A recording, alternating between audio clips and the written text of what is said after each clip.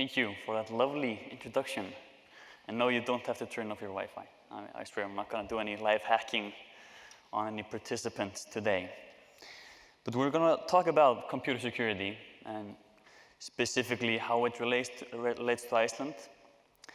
And like Bjarni said, if you watched this talk about him going to space, he mentioned that it's really hard to predict the future. And yes, this is absolutely the case, especially in the security industry. But we're gonna explore this question that I've been fascinated with since I was a kid, really, is really just how secure is Iceland? And as someone who grew up in the hacking scene and has been trying to learn as much as he can about hacking and computer security and stuff like that, this question has fascinated me. And you probably have asked yourself the same question at some point. You probably thought about, how does Iceland actually stand against the ever-growing war that is the cybersecurity space?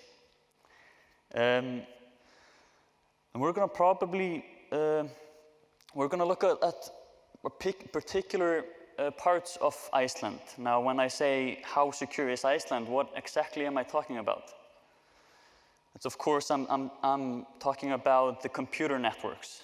How secure are all the computers in Iceland, and all the servers and how they're connected to the internet.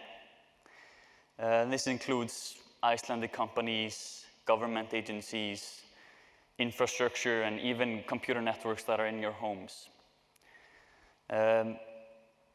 Just really what's on the Icelandic internet. I want to figure that out to try to answer this question. How secure is Iceland? But when we're asking ourselves this question, we're really asking, how hard is it for a hacker to breach these computer networks? And so we're gonna try to approach this question through the perspective of a hacker. And more importantly, we're gonna approach this question through my perspective on my experience in the security space. Now, there's a serious lack of knowledge about computer security, and here in Iceland as well, even though we have talented people. And people think it's often black magic. Like, how do these hackers actually get into computers and these networks? But it's probably simpler than you think. Of course, there are some hacking techniques that even look like black magic to me, but you can understand it. And that's why I have dedicated a lot of my time to trying to figure this out, and especially try to spread this knowledge. Because there are not, like, the hacker mentality is often to keep your knowledge to yourself, but I want to try to combat this. And I've done this through teaching, hosting hacking competitions, and trying to build software that actually teaches people the hacker mindset. Of course, with the intention, given the knowledge, you should be able to defend against these people, these cyber criminals that are lurking at our door. But let's talk about the current security landscape. Now, I want to tell you a story about when I was in Reykjavik University. I studied a course about computer security. And we learned all sorts of hacking techniques used by hackers today. And after I learned these hacking techniques, I started thinking about, but what if I find something in the wild? What if I am using maybe some website and I find something that's not ideal on their site and I want to tell them about it? Should I disclose any flaws I find to the companies I'm looking at? And I thought this was the right thing to do. Of course, when I find something wrong, I want to tell someone about it and say, hey, you should probably fix that. But my professor that was teaching the computer security course, shockingly, he said, no, like we don't know how companies will react. So if I come to a company and say, hey, I found this flaw, I'm not sure if they're gonna be happy about it, like, hey, thanks for telling us about the vulnerability. I could also get the attitude that they are just want to threaten legal action because I was looking at something I wasn't supposed to be looking at. Like, I have no way to actually know how someone will react if I tell them about something. And this is something that I want to change. Because when we're trying to look at the security industry as a whole, and if we're trying to improve, we need to change this environment. We need to make sure that we can actively tackle these issues without worrying about legal repercussions or stuff like that. But this is something we're going to talk about today. So I decided that for my final project in Reykjavík University that I would research this topic. I wanted to ask myself this question: how hard is it to hack Iceland? So I teamed up with two students, Heiðar and Tinna, and I did the project in collaboration with Reykjavík University and Syndis, my current employer. And the project was named Heimdallur, and we're not affiliated with the political group. We've been asked. But this comes from Nordic mythology, and here you can see the excerpt from Gylfaginning. You probably read this in high school.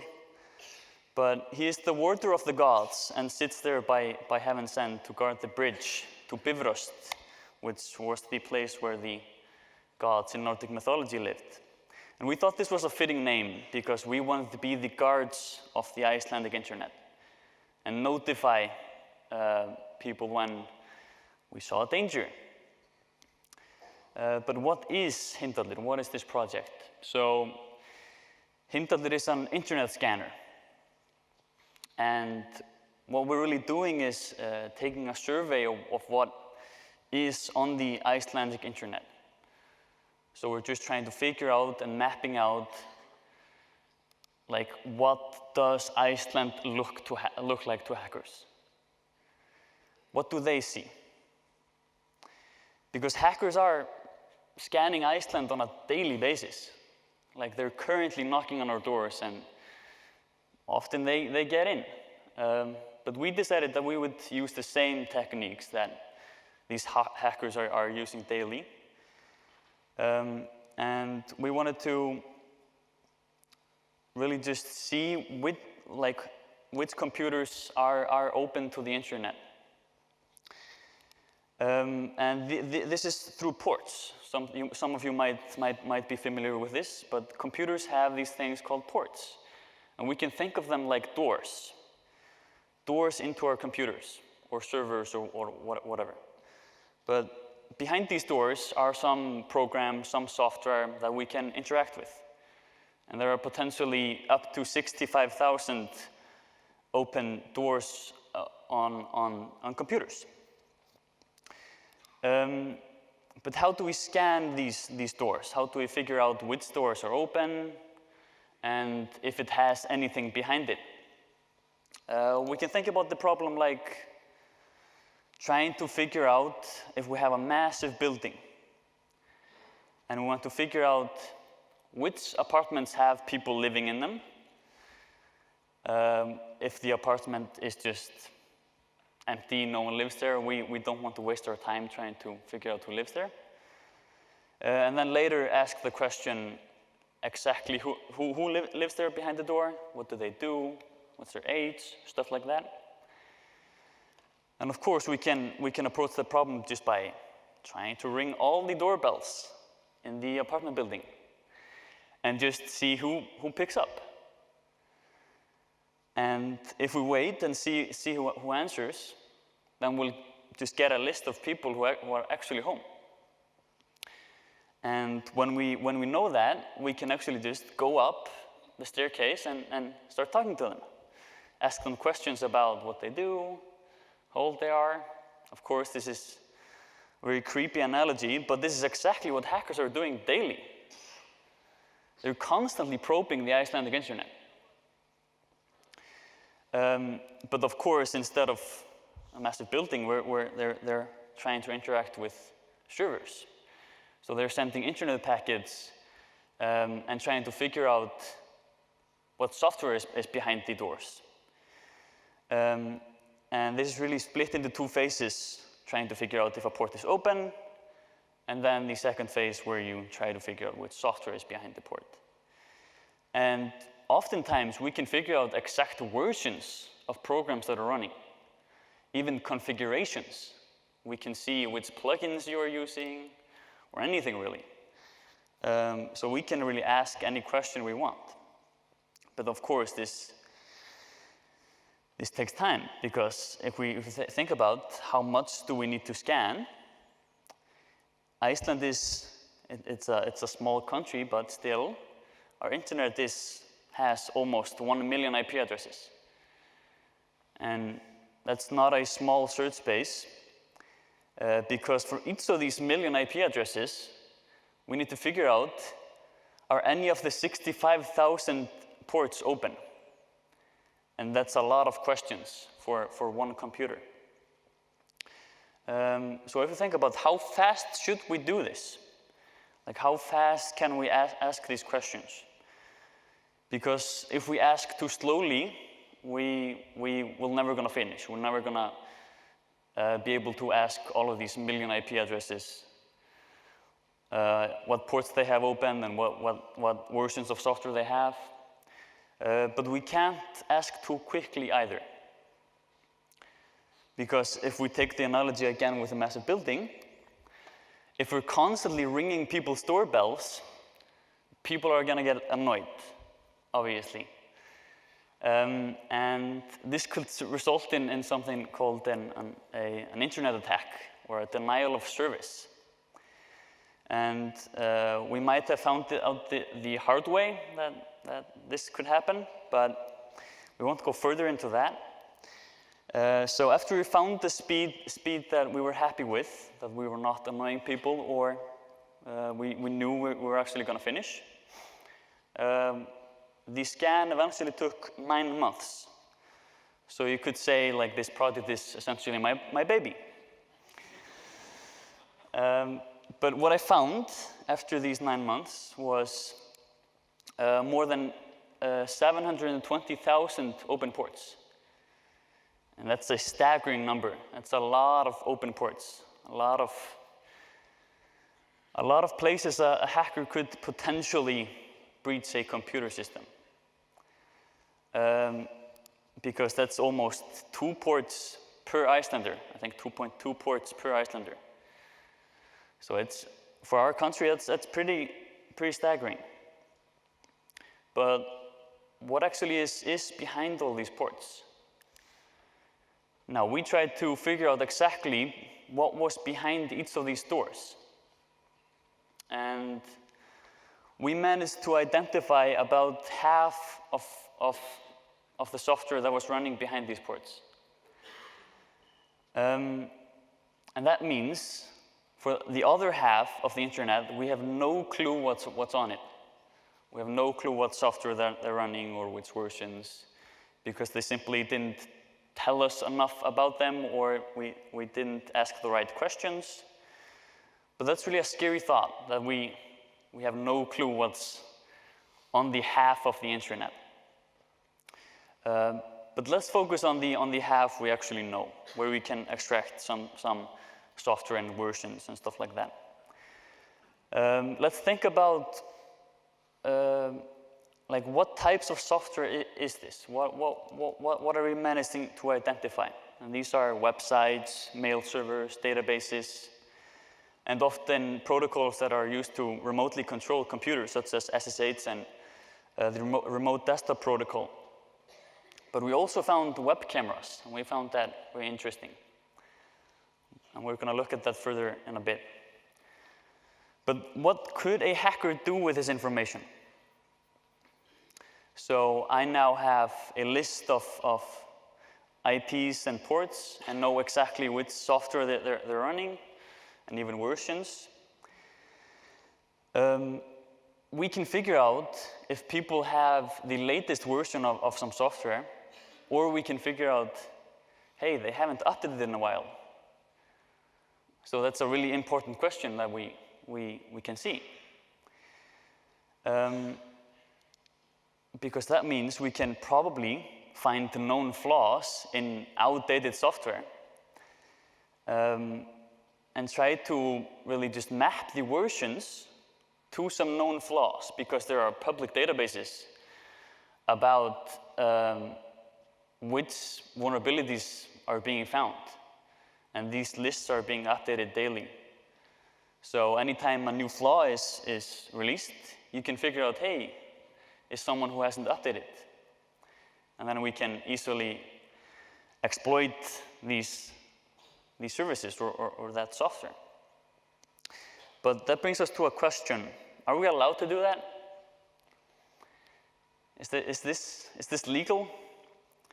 And here in Iceland, it's a gray area, but obviously not everyone was happy with us poking at their systems and trying to spot these flaws.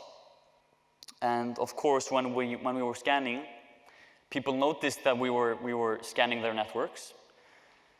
And we tried to be as open as we can about our scanning. So we allowed people to get the thesis we were writing, telling them exactly what we were doing, and of course telling them that we were doing it with the intention of trying to improve the overall security environment in Iceland.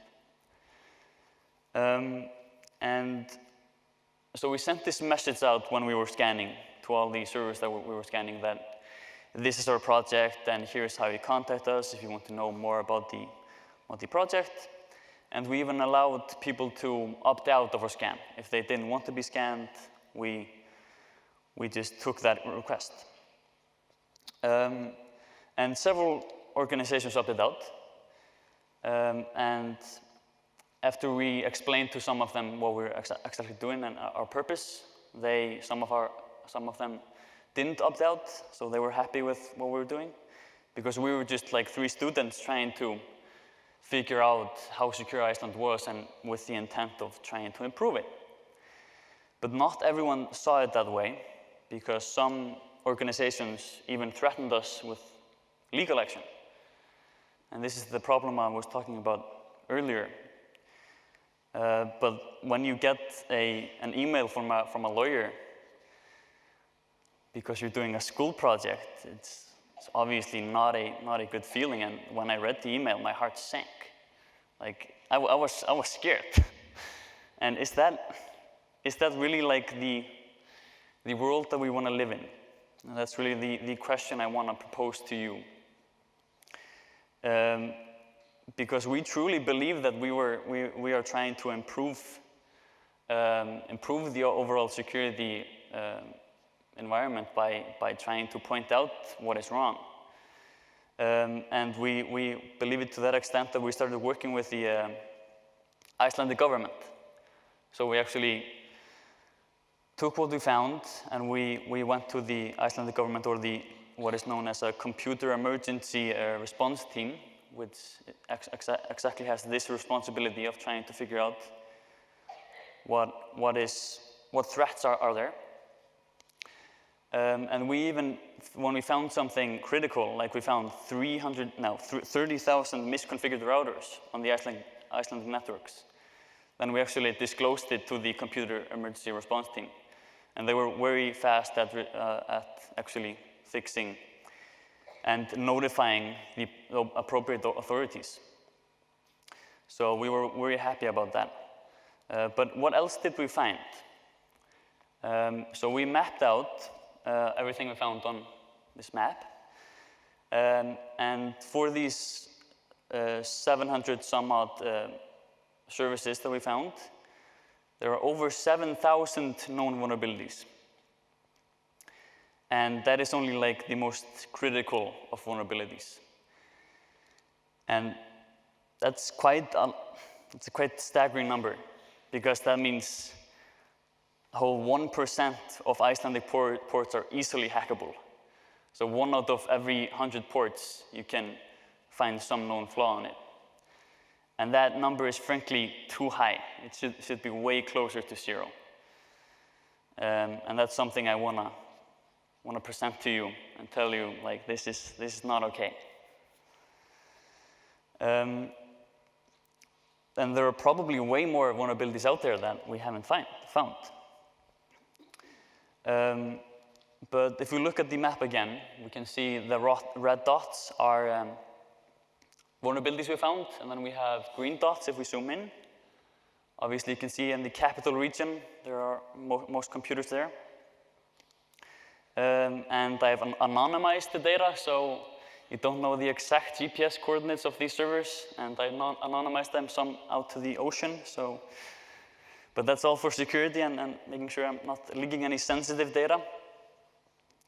But you can see we have purple dots for databases, exposed databases, and we have green dots for web cameras. And that's something I wanted to focus on here. Because these web cameras are often misconfigured because people don't know how to set them up or how to change the default password. And I actually bought one of these cameras and tried to figure out how secure it actually was. And I'm just gonna demonstrate what I found in this video. I apologize, it's in Icelandic, but I will summarize in the end. But let's take a look at how I hack these cameras. Hlynur, hérna erum við með svona sakleysislega vefmyndavél. Þetta bara selt út í næstu raftækjavöruverslun, kostar ekkert mikið. Og þetta selt öryggismyndavél. Já. Þú ert búinn að skanna íslenska netið og veist að það dálítið þessari vélar á íslenskum heimilum.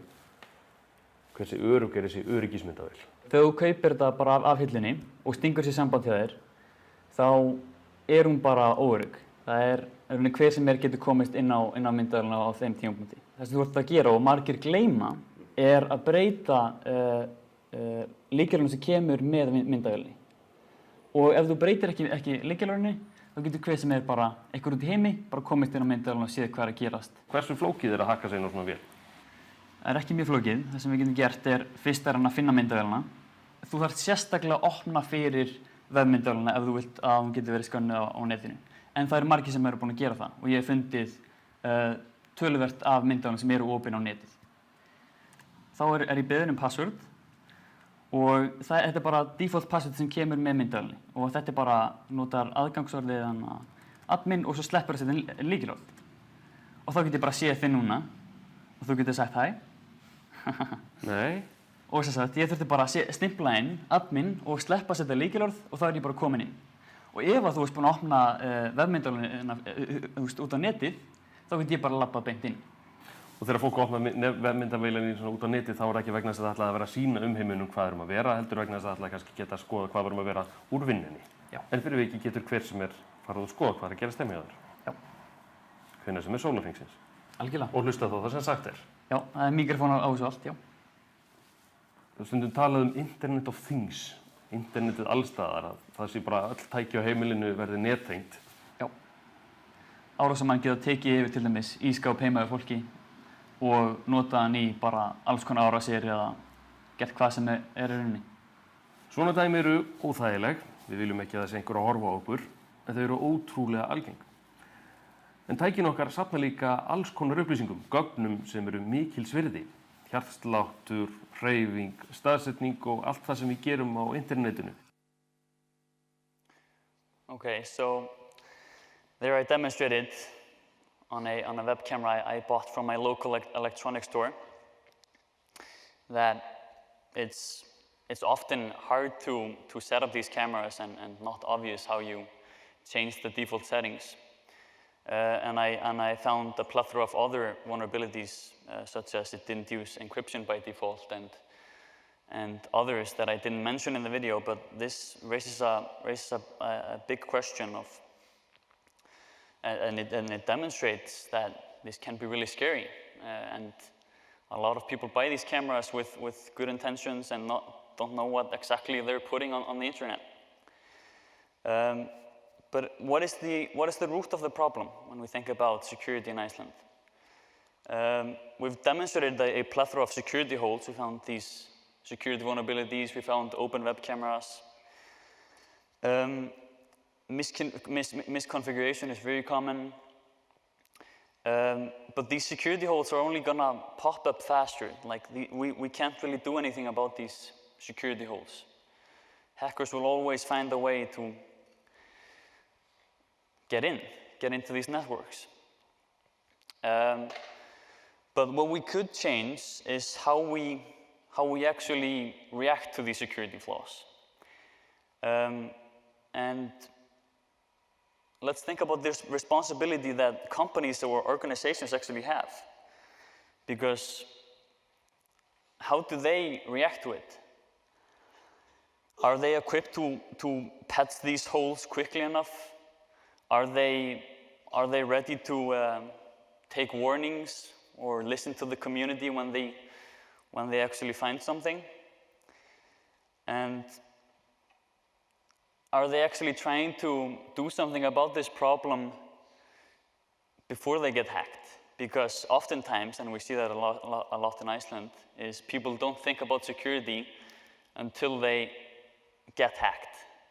And at that point, it's too late to think about security. Which demonstrates the problem that we have is security is too reactive. We should be thinking about the problem before it happens. And we should really be dealing with it proactively. And of course, there's a massive opportunity in this where we can improve. There's a massive opportunity in security, and we should see it as that. We should see it as this new platform we have to actually build a better environment where we enable people to actually help improve the situation. And that means, like, if you think about for your company, maybe for example, can someone safely disclose a vulnerability? Do you actually state how you will react if someone tells you, hey, I found something that's wrong in your system? Do they know that you won't sue them? Do they know how you will react to these disclosures? And we want companies to clearly state this, because I don't think there are any companies in Iceland, or not a lot of them, that actually tackle this problem. And this is something that's called a security disclosure policy. And a lot of big companies have this on their website, tell them exactly how someone should tell them about vulnerabilities and how they'll react. But I encourage all of you, if you have some leverage in your organization or company, to actually check this out and look at this and try to figure out how you could actually improve the security of your company or organization by utilizing talented people that are out there and willing to help you. Because there are a bunch of people like me who are passionate about trying to improve security in Iceland, but we also need to have the platform to actually not be threatened by the idea of how some companies might react if we tell them the wrong thing. And there are a lot of people that are willing to put in the time and effort to try and improve what we have. But we also should be trying to create more of these people. We should be trying to create more talented people that aren't afraid to speak up. And there's a lot of opportunity to learn. Like if you want to learn more about computer security, I highly recommend it. It's very fun, and there are a lot of resources online. And there are a bunch of hacking competitions, which is personally how I learned. And there are of course, universities with courses about computer security. They're often optional, but I did advise you to strongly take them because we're living in such a digital age now that we really need to tackle this problem head on. So I hope you'll join me in creating this more secure future. Thank you.